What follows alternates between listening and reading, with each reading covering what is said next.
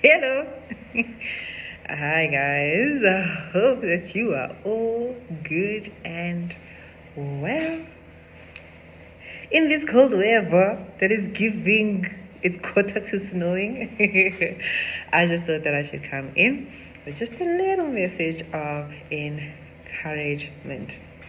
I was reading the book of Mark, and in the book of Mark, basically, it's where Jesus feeds the 4,000, right?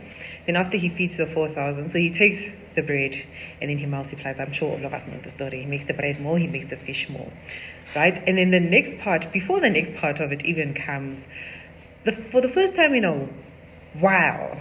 Okay, for the first time, not in a while, but for the first time, I read it, and the word bread just kept on sticking out to me, standing out to me. And the reason why it stood out to me was the fact that it's the word bread, and then what the disciples said, that where are we going to find food to feed these people in this desolate, in this desert.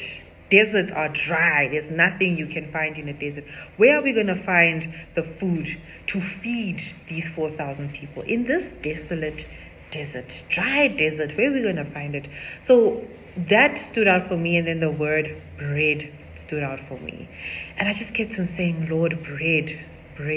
Like, what is it about this word bread, And I was just like, hey, like, you could look at this in the literal form of Jesus taking bread, multiplying it, and then feeding the 4,000 plus people. But God just gave me this perspective.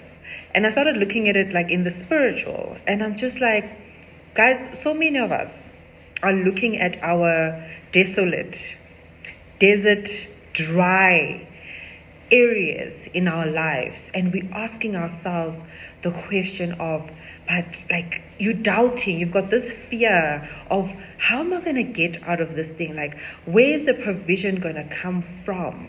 And it's like, guys, we've got the bread of life, the bread of life, which feeds into us, which pours into us daily. Give us this day, Lord, our daily bread. And I just want to encourage somebody right now and to tell you that you might look at your situation and think that it's dry and that nothing is going to come out of it. Continue to draw from the bread of life. Continue to establish your foot. Stand firm in what the word has said to you and what the promise of God